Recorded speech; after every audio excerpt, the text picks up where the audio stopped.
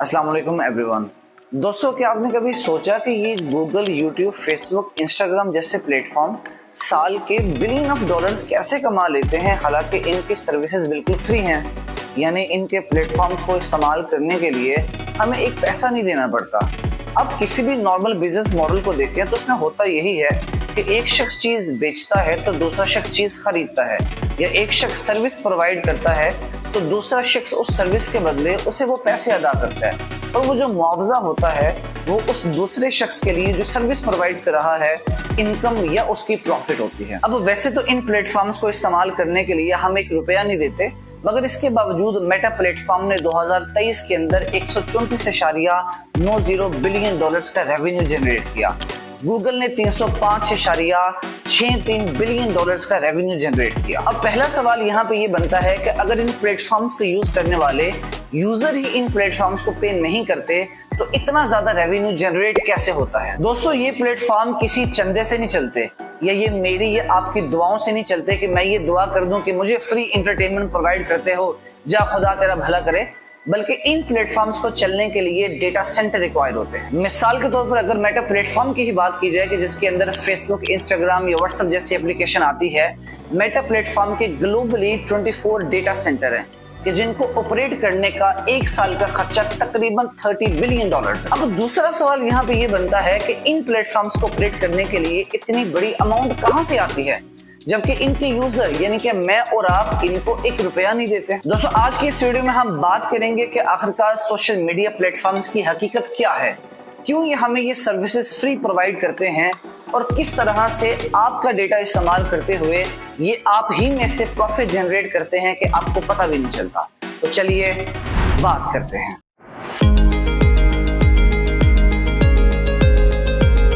अच्छा, क्या कभी आपके साथ ऐसा हुआ कि आपने किसी चीज को खरीदना हो और आपको फेसबुक और इंस्टाग्राम के ऊपर उसी चीज के एड्स दिखने लग जाएं? मिसाल के तौर पर अगर आपने घड़ी खरीदनी हो तो आप गूगल पे जाते हैं और लिखते हैं वॉचेज अंडर 10,000।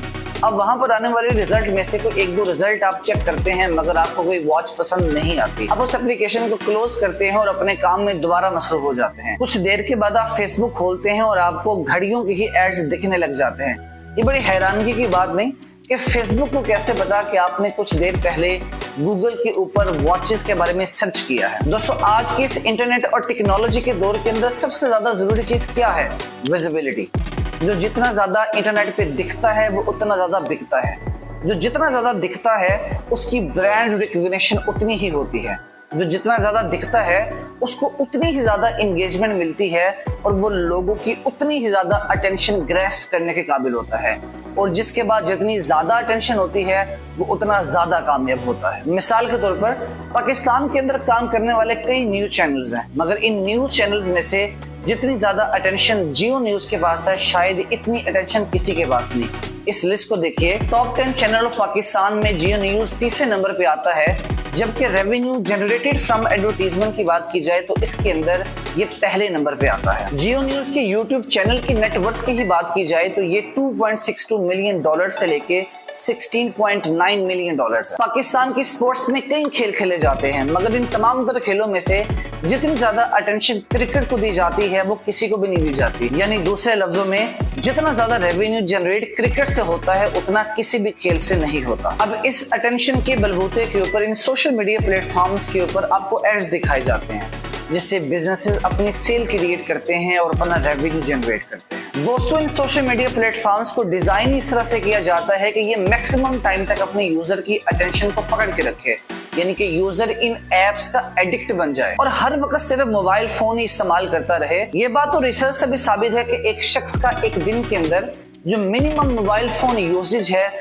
वो 4 घंटे 37 सेकंड है, और वो एक दिन के अंदर अपने मोबाइल को कम से कम 58 टाइम्स लाजमी तौर पे चेक करता है। अब आप जब इन एप्स के ऊपर अपना अकाउंट क्रिएट करते हैं और इन एप्स का इस्तेमाल शुरू करते हैं तो इन प्लेटफॉर्म्स का जो एल्गोरिथम होता है वो आपके इस्तेमाल की बेस के ऊपर आपकी एक ऑनलाइन प्रोफाइल बनाना शुरू कर देता है। आप इंटरनेट के ऊपर जो कुछ भी कर रहे हैं उन्हें इन सोशल मीडिया प्लेटफॉर्म्स के जरिए देखा जा रहा है और याद रखा जा रहा है।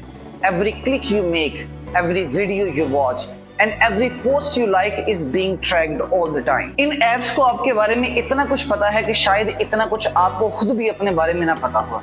इन ऐप्स को पता है जब आप खुश होते हैं, इन ऐप्स को पता है जब आप दुखी होते हैं, ये ऐप जानती हैं जब आप लोनली फील कर रहे होते हैं, ये ऐप जानती हैं जब आपकी लड़ाई आपके किसी दोस्त से हो जाती है। आपने कभी इस चीज को एक्सपीरियंस किया होगा कि अगर आप कभी दुखी हो, लेट्स से आपकी किसी दोस्त से लड़ाई हो गई और आप इंस्टाग्राम के ऊपर स्क्रॉल करते हुए आपके सामने एक पोइट्री आ जाती है जो आपकी इमोशंस के साथ उस वक्त बिल्कुल अलाइन कर रही होती है।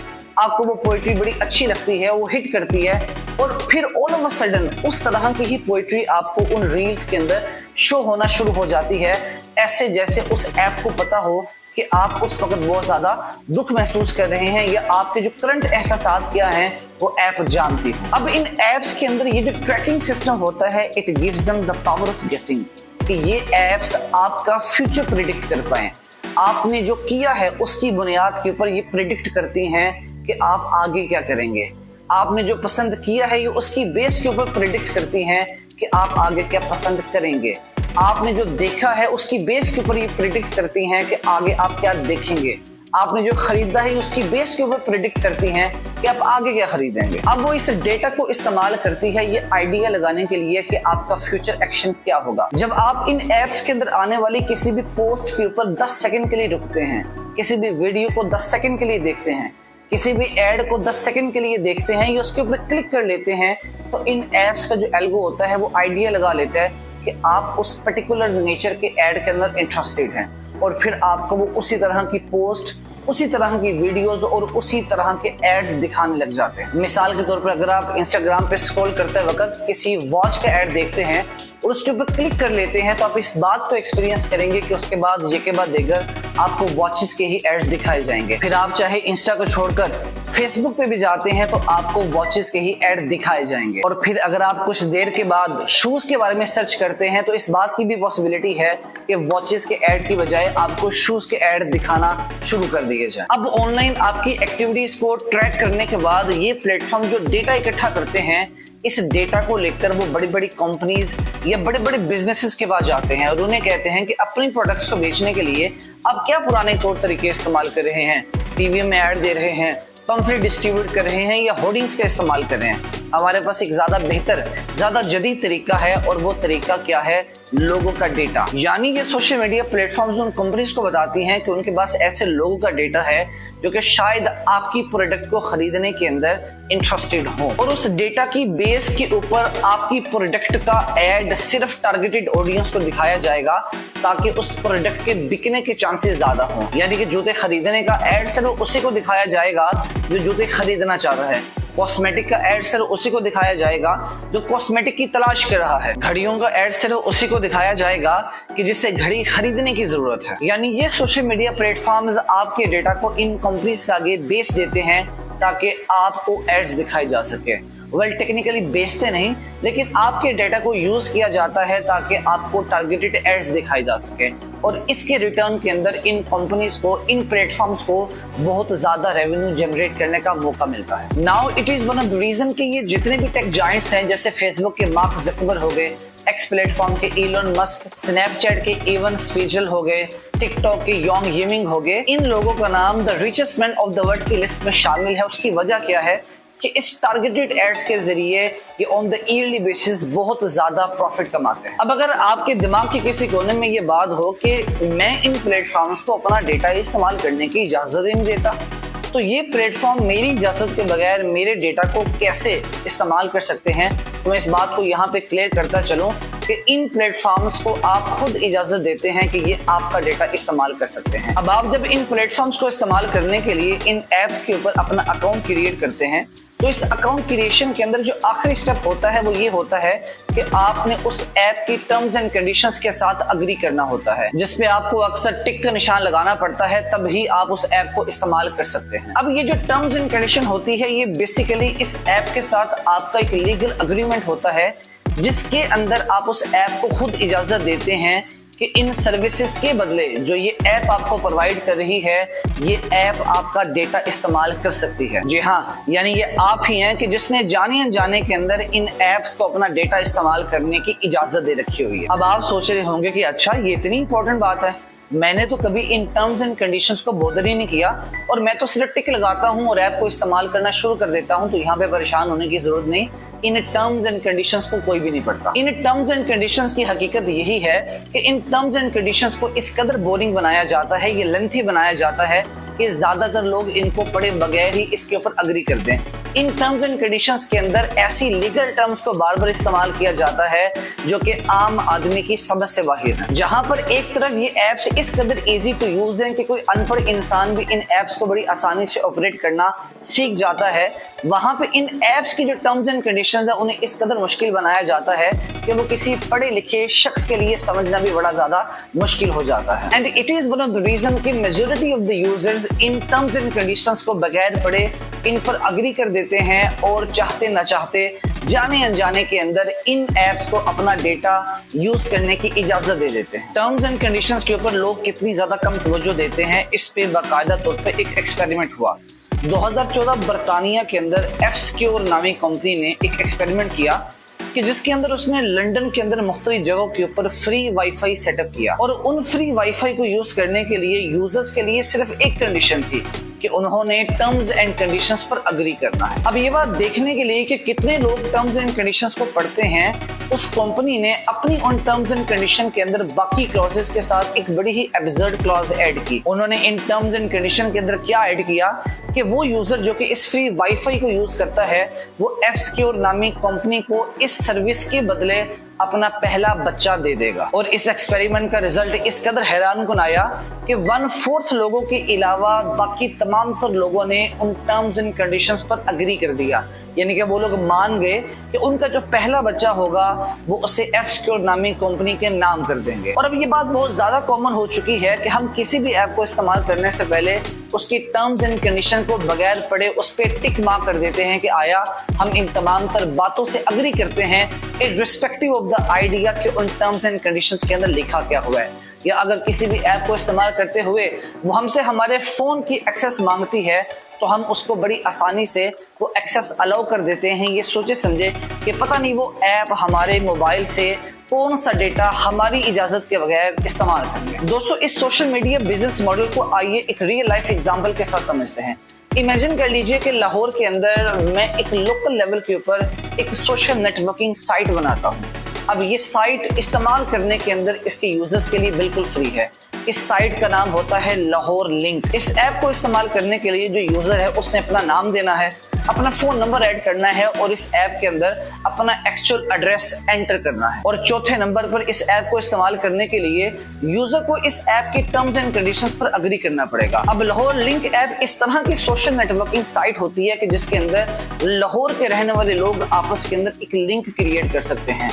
वो अपने एड्रेसेस की बेस के ऊपर अपने एरिया के लोगों के साथ कनेक्शन क्रिएट कर सकते हैं, अपने एरिया के मसाइल को डिस्कस कर सकते हैं, या एक इलाके के लोग दूसरे इलाके के साथ कनेक्शन क्रिएट कर सकते हैं। लाहौर के लोग इस ऐप को on the daily basis free इस्तेमाल करते हैं। अब इस ऐप को इस्तेमाल करने के लिए जिन टर्म्स एंड कंडीशंस के साथ अग्री करना यूजर के लिए जरूरी होता है, उन टर्म्स एंड कंडीशन के अंदर मैंने एक ये भी लाइन ऐड कर रखी होती है कि ये ऐप इस सर्विस के बदले आपका पर्सनल डेटा यूज कर सकती है। On the upper side Lahore के लोग इस सोशल नेटवर्किंग ऐप को free of cost on the daily basis इस्तेमाल करते हैं। ऑन द लोअर साइड मैं उन यूजर्स की ऑनलाइन एक्टिविटी की बेस के ऊपर उन तमाम तर लोगों का एक डेटा इकट्ठा करने लग जाता हूँ। अब जब मेरे पास एक सफिशिएंट डेटा इकट्ठा हो जाता है तो मैं डिफरेंट कंपनीज के पास जाता हूँ, बिजनेसेस के पास जाता हूँ और उनको जाके ये कहता हूँ कि मेरे पास लाहौर के लोगों का डेटा है। यानी मैं इस बात को जानता हूँ कि लाहौर के किस एरिया के लोग गाड़ी खरीदने की अफोर्डेबिलिटी रखते हैं और उनको गाड़ी का ऐड दिखाना चाहिए, कौन से एरिया के लोग हैं जिनको कॉफी ज्यादा पसंद है और मुझे ये भी पता है कि वो किस टाइम कॉफी पीना पसंद करते हैं। उस वक्त के अंदर उनको अगर कॉफी का ऐड दिखाया जाए तो पॉसिबिलिटी है कि कॉफी की सेल बढ़ सकती है। अब उस डेटा की बेस के ऊपर जो कि मैंने लाहौर लिंक नामी उस सोशल नेटवर्किंग साइट से इकट्ठा किया, मैं उन कंपनीज को टारगेटेड ऑडियंस देता हूं और वो कंपनीज टारगेटेड एड्स उन लोगों को दिखाते हैं और इस डेटा के बदले के अंदर वो कंपनीज मुझे बहुत ज्यादा पे करते हैं। टेक्निकली अब ये जो सोशल मीडिया प्लेटफॉर्म आपका डेटा इकट्ठा करता है, इसको डायरेक्टली वो कंपनीज के साथ शेयर नहीं करता, बल्कि इन सोशल मीडिया प्लेटफॉर्म्स और इन कंपनीज के दरमियान एक मिडलमैन एजेंसीज होती हैं। जैसे मिसाल के तौर पर Google AdSense, Facebook ads, AdRoll, Outbrain, TikTok ads, ये लिंक्डइन एड्स। अब अगर हम एक लम्हे के लिए इस बात को मान भी लें कि चले ठीक है, फेसबुक हमारा डेटा स्टोर करता है जब हम फेसबुक को इस्तेमाल करते हैं, गूगल हमारा डेटा स्टोर करता है जब हम गूगल को इस्तेमाल करते हैं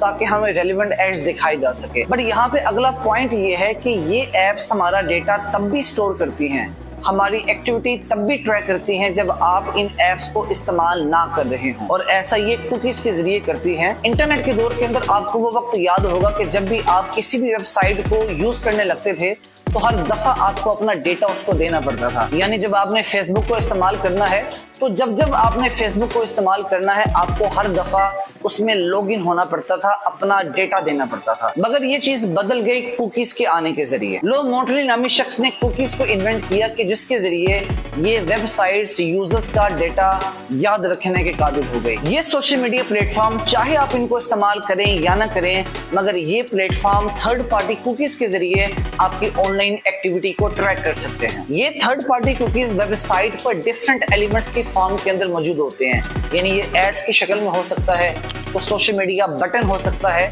ये कोई ट्रैकिंग पिक्सल हो सकता है जिसके जरिए ये सोशल मीडिया प्लेटफॉर्म आपकी एक्टिविटी को ट्रैक कर सकते हैं। अब ये platform in third party cookies की मदद से आपकी ऑनलाइन एक्टिविटी को ट्रैक करते हुए आपकी ब्राउजर की हिस्ट्री को देख सकते हैं, आपकी क्लिक्स को देख सकते हैं, आपने किन वेबसाइट्स को विजिट किया देख सकते हैं, और आपने एक वेबसाइट के ऊपर कितना वक्त गुजारा जान सकते हैं। एक छोटी सी मिसाल से इस बात को समझिएगा कि ये थर्ड पार्टी कुकीज कैसे काम करती हैं। इमेजिन करें कि आपने एक जूतों वाली वेबसाइट को विजिट किया, 5-6 मिनट आपने उस वेबसाइट के ऊपर स्क्रॉल किया। अब उस वेबसाइट के ऊपर गूगल एडसन के एड्स लगे हुए हैं। अब हकीकत के अंदर वो गूगल एडसन के एड्स हकीकत में थर्ड पार्टी कुकीज कहलाएगी। आपने उस वेबसाइट से जंप किया और आप किसी वॉचेस वाली वेबसाइट के ऊपर चले गए।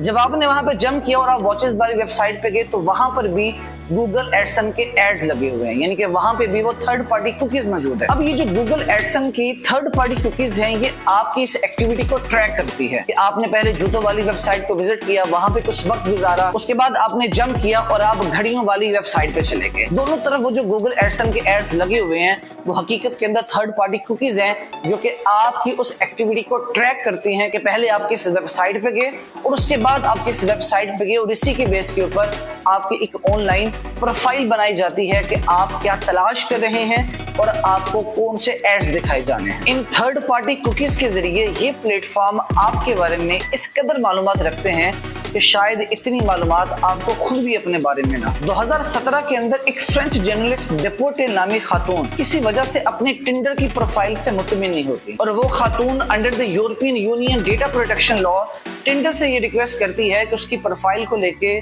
उनके पास जितनी भी इंफॉर्मेशन है वो सारी की सारी इंफॉर्मेशन उस खातून को भिजवाई जाए। अब ये बात उस खातून के लिए बहुत ज्यादा हैरानगी का बायस बनती है कि टिंडर उसे 800 पेजेस पे मुश्तमिल उस खातून का डाटा भिजवाता है। अब इस बात का अंदाजा लगा लें कि 800 पेजेस पर किस कदर डिटेल्ड इंफॉर्मेशन उस खातून की मौजूद होगी। वो खातून ये बताती है कि उसे डेटा में से गो थ्रू होने के बाद उसे इस बात पे यकीन आ गया कि शायद इतनी चीजें मुझे अपने बारे में नहीं पता जितनी टिंडर को मेरे बारे में पता है। अब उस 800 पेजेस पे मुश्तमिल डेटा के अंदर उस खातून की पर्सनल इंफॉर्मेशन होती है, उसके फेसबुक लाइक्स होते हैं, उसके इंस्टाग्राम लाइक्स होते हैं, उसके फेसबुक फ्रेंड लिस्ट के अंदर कितने लोग ऐड हैं उस डेटा में ये बात मौजूद होती है, उसको किस तरह का म्यूजिक पसंद है, उसे किस तरह की फूड पसंद है, और वो किस उम्र के मर्दों में इंटरेस्टेड है। ये सारी की सारी बातें उस डेटा के अंदर मौजूद होती है। इसके साथ साथ टिंडर प्लेटफॉर्म पर अपने अकाउंट को क्रिएट करने से लेकर अब तक उसकी जिससे बात हुई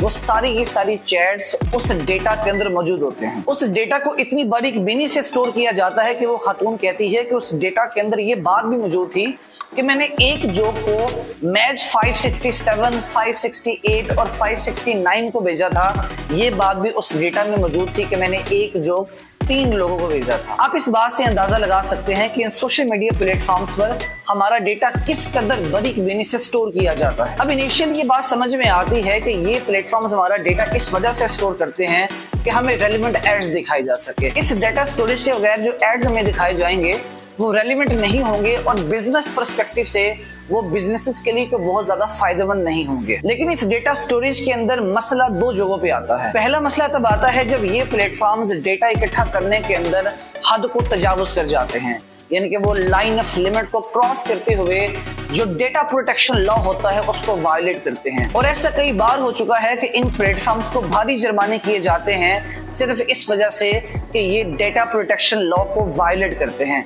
इन रिपोर्ट्स को देखिए, मेटा प्लेटफॉर्म को 1.3 बिलियन डॉलर जुर्माना किया गया सिर्फ इस वजह से कि उसने European union data privacy rules को फॉलो नहीं किया। आयरिश डेटा प्रोटेक्शन अथॉरिटी ने मेटा प्लेटफॉर्म को 1.2 बिलियन यूरो फाइन किया सिर्फ इस वजह से कि मेटा प्लेटफॉर्म ने यूजर्स के पर्सनल डेटा को यूएस में ट्रांसफर किया on the basis of standard contractual clauses. 2018 के अंदर फेसबुक को कैम्ब्रिज एनालिटिका स्कैंडल के अंदर 5 बिलियन का जुर्माना देना पड़ता है कि फेसबुक पे इल्जाम होता है 2016 यूएस प्रेसिडेंशियल इलेक्शन के दौरान कैम्ब्रिज एनालिटिका कंपनी को पॉलिटिकल कैंपेन के अंदर सपोर्ट करते हुए 87 मिलियन यूजर्स का डेटा फराहम किया है। चाइना साइबर स्पेस एडमिनिस्ट्रेशन ने डीडी ग्लोबल नामी कंपनी को 1.19 बिलियन डॉलर फाइन किया 2022 में सिर्फ इस वजह से कि इस कंपनी ने इस मुल्क के network security law, data security law और पर्सनल इंफॉर्मेशन प्रोटेक्शन लॉ को वायलेट किया। अमेज़न यूरोप को 2021 में 870 मिलियन डॉलर फाइन किया गया और डेटा ब्रीचेस और general data processing principles violation की वजह से। 2022 के अंदर Ireland data protection commissioner Instagram को 403 मिलियन डॉलर फाइन करता है सिर्फ इस वजह से कि इंस्टाग्राम ने चिल्ड्रंस प्राइवेसी प्रोटेक्शन लॉ को वायलेट किया। 2022 के अंदर गूगल को 391.5 मिलियन डॉलर फाइन किया गया सिर्फ इस वजह से कि यूएस की 40 स्टेट्स ने ये एलिगेशन लगाई कि ये यूजर्स की लोकेशन को इलीगली ट्रैक करता है। दूसरे नंबर पर इस डेटा स्टोरेज का मसला तब आता है जब हैकर्स इन वेबसाइट से डेटा को हैक करके उसे मिसयूज करते हैं। हमें कई ऐसे डेटा ब्रीच के इंसिडेंट मिलते हैं कि जिसके अंदर हैकर्स ने इन वेबसाइट के डेटा को हैक किया और यूजर्स के डेटा को चुरा के उसे डार्क वेब पर बेच दिया। मिसाल के तौर पर 2013 और 14 के अंदर याहू 2 बहुत बड़े डेटा ब्रीचेस का शिकार हुआ। 2013 के अंदर 3 बिलियन यूजर्स के डेटा को हैक कर लिया गया, जबकि 2014 के अंदर 500 मिलियन अकाउंट्स के डेटा को कंप्रोमाइज किया गया। इस स्टोलन इंफॉर्मेशन के अंदर यूजर्स के नेम्स, उनके ईमेल एड्रेस, उनके फोन नंबर, उनकी डेट ऑफ बर्थ, उनके पासवर्ड और हत्ता के उनके सिक्योरिटी क्वेश्चंस और उनके आंसर भी मौजूद थे। याहू के करियर के अंदर ये 2 hacking incident are one of the reasons कि याहू को बाद में वेरिजन्स को एक लोअर प्राइस के ऊपर बेच दिया गया। 2012 के अंदर लिंक्डइन के डेटा को हैक कर लिया जाता है कि जिसके अंदर 167 मिलियन अकाउंट्स के डेटा को कंप्रोमाइज किया जाता है। इस स्टोलन डेटा के अंदर यूजर्स के यूजर्स नेम थे, उनके ईमेल एड्रेस थे और उनके पासवर्ड थे। बाद में 2016 के अंदर इस डेटा को एक पीएस नामी हैकर ने डार्क वेब पर बेचने के लिए लगा दिया कि जिसके ऊपर लिंक्डइन ने अपने तमाम तर यूजर्स को अपने पासवर्ड को चेंज करने का कह दिया। दोस्तों, आज के दौर के अंदर जहां पर सोशल मीडिया एक एडिक्शन बन चुकी है, डेटा स्टोरेज एक वाकई ही सीरियस कंसर्न है। इस डेटा को आपके लिए और आपके खिलाफ दोनों तरह से इस्तेमाल किया जाता है। इस डेटा के अंदर इतनी ज्यादा ताकत है कि इस डेटा की बेस के ऊपर सोशल और पॉलिटिकल ओपिनियंस को बनाया भी जा सकता है और बिगाड़ा भी जा सकता है। एक लम्हे के लिए सोचिए कि अगर इन सोशल मीडिया प्लेटफॉर्म्स में से कोई एक प्लेटफॉर्म आपके मुल्क के इस डेटा को उस मुल्क को बेच दे कि जिसके साथ आपकी जंग चल रही है, तो क्या होगा? उस दुश्मन मुल्क ने एक हथियार नहीं उठाया, एक गोली नहीं चलाई, मगर वो फिर भी ये जंग जीत गया। उसकी रीजन क्या है कि इस डेटा की बेस के ऊपर उसे आपके मुल्क की तमाम तर मालूमात है, आपके मुल्क के लोगों के बारे में वो सब कुछ जानता है, उन्हें क्या पसंद है, क्या नहीं पसंद, उनकी कमियां क्या हैं, उनकी खूबियां क्या हैं। शायद आप तक ये बात भी पहुंची हो कि यूएस और चाइना ट्रेड वॉर के अंदर टिकटॉक को भी इसी स्पॉटलाइट में लिया गया और कहा जाने लगा कि टिकटॉक इस ट्रेड वॉर के अंदर यूएस के डेटा को मिसयूज कर सकती है। अब अगर हम सोल्यूशन की बात करें कि भाई सोल्यूशन क्या है कि हम किस तरह से इन सोशल मीडिया प्लेटफॉर्म्स को अपना डेटा स्टोर करने से और मिसयूज करने से रोक सकते हैं, तो मुझे अपनी रिसर्च के अंदर कोई भी वन स्टेप सॉल्यूशन अभी तक नहीं मिल सका। अब इन प्लेटफॉर्म्स का जो बेसिक मॉडल है वो यही है कि ये प्लेटफॉर्म्स आपको फ्री सर्विसेज प्रोवाइड करेंगे और इन रिटर्न ये आपका डेटा यूज कर सकते हैं। अब अगर आप ये चाहते हैं कि आपका डेटा ये प्लेटफॉर्म यूज ना करें, तो आपको इन सर्विसेज को इस्तेमाल करने के लिए इन प्लेटफॉर्म्स को पे करना पड़ेगा। तो मेरे मुताबिक इसका वन टाइम सॉल्यूशन यही है कि अगर आप अपने आप को the fear of missing out का शिकार होने से बचा सकते हैं, तो इन एप्लीकेशंस के ऊपर अपने अकाउंट्स को डिलीट कर दीजिए और इन ऐप्स को अनइंस्टॉल कर दीजिए। क्योंकि अगर आप इन ऐप्स को इस्तेमाल करेंगे तो ये ऐप्स आपका डेटा अपने पास स्टोर लाजमी तौर पे करेंगे। मुझे दीजिए इजाजत, मेरी मुलाकात होगी आपसे अब अगली वीडियो में। तब तक अपना बहुत ज्यादा ख्याल रखिएगा। अल्लाह हाफिज।